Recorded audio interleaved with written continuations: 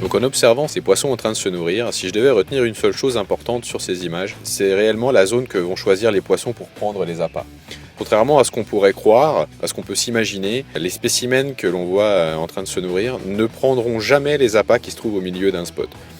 J'ai filmé sur plus de 100 heures de rush, d'images, et j'ai pu constater le même comportement à chaque fois, à savoir que les poissons ne prennent jamais les appâts qui se trouvent au milieu du spot. Les poissons ne saisissent en général que 1 à 2 bouillettes maximum et toujours sur la périphérie du spot et jamais au centre, et ça c'est vraiment hallucinant.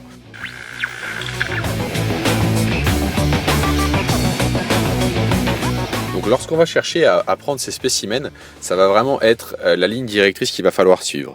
C'est-à-dire que ne jamais placer sa ligne en plein milieu d'un spot, contrairement à ce qu'on pourrait faire sans forcément y réfléchir, créer un spot de bouillettes et puis ensuite poser le montage en plein milieu. Si vous êtes sûr que si vous faites ça, vous ne prendrez jamais ces spécimens. Mon avis, le must est vraiment de poser un appât sur la périphérie par rapport à son spot, et si possible essayer de le mettre sur un côté où se trouve un élément remarquable du style une bordure, un obstacle ou un herbier, puisque en priorité le poisson par confort et par sécurité va déjà venir se nourrir sur une zone proche d'un obstacle, proche d'un herbier ou proche d'une bordure.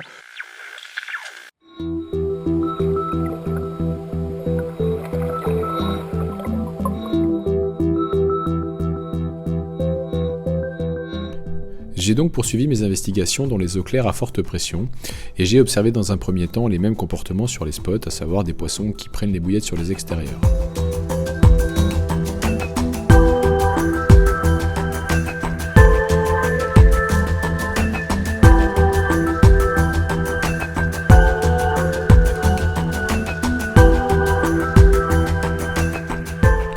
La technique de la pêche en spot est une technique qui fonctionne très bien, il n'y a qu'à regarder les images, on voit les poissons qui viennent se nourrir sur le spot, alors toujours avec en priorité les extérieurs dans un premier temps, puis petit à petit, dès que le spot va commencer à diminuer, alors à ce moment-là les poissons vont bien sûr prendre les bouillettes qui se rapprochent du centre, ça va de soi.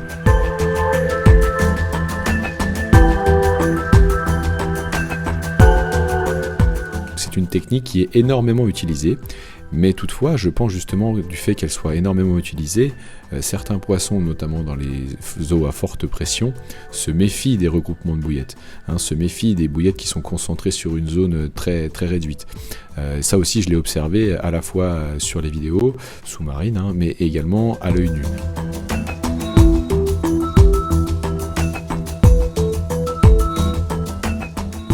Là, on va essayer au contraire de proposer une alternative qui ne regroupe pas les bouillettes mais qui oblige les poissons à se déplacer, à avoir quelques appâts par-ci par-là. Et finalement, on va se rapprocher de la technique naturelle qu'emploient les poissons pour prospecter une zone. Si on les observe en train de se nourrir sur une zone où il n'y a pas d'appât artificiel, ils fonctionnent comme ça, ils se déplacent énormément. Et ils recherchent de la nourriture sur une zone, alors selon la configuration, qui peut être de quelques mètres jusqu'à plusieurs dizaines de mètres, ou 30 ou 40 ou 50 mètres, sans problème. Donc on va essayer de reproduire cette technique, et en tout cas moi c'est une technique que j'ai appelée la zone spot. Le but de la zone spot, c'est d'éviter justement de concentrer les appâts et de faire nager les carpes pour déjouer leur méfiance, en se rapprochant petit à petit de leur méthode naturelle de prospection sur une zone.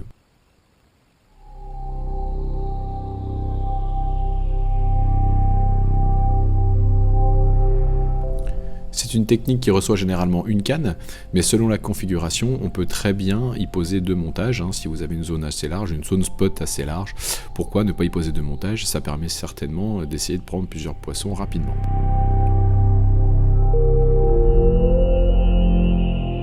Ici, les images sont l'application d'une technique zone spot en live. On voit les poissons qui se déplacent et qui n'hésitent pas à venir se saisir des appâts qu'ils trouvent à droite à gauche, sans forcément marquer un temps d'arrêt, sans être dans une phase de méfiance. En plus de ça, cette technique, elle a d'autres points forts, notamment le fait de ne pas concentrer tous les poissons au même endroit, tous les poissons sur une zone très très précise. Là, on élargit la zone, les poissons tournent dans un secteur plus large. Ça aussi, c'est quelque chose d'important. C'est la même chose par rapport aux nuisibles. Les nuisibles ne sont pas concentrés qu'autour du montage. Ils se déplacent dans la zone, donc on est peut-être aussi moins embêté par les nuisibles. Une Une petite astuce pour que cette technique fonctionne correctement, c'est d'utiliser des billes relativement dures, les faire sécher pour qu'elles soient dures, de manière à ce qu'elles résistent quand même un minimum de temps dans l'eau aux attaques des différents poissons.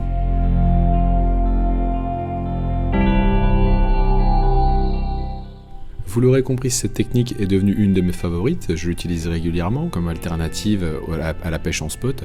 Elle m'a permis de prendre de très jolis poissons, voire de très gros poissons dans l'année qui vient de s'écouler. Voilà, j'essaie de vous en mettre quelques-uns en images. Bien sûr, j'aurais aimé aller un peu plus loin dans mes investigations, mais le problème c'est d'avoir des angles qui permettent d'illustrer cette technique. Enfin, je désespère pas pour vous en montrer dans un futur proche.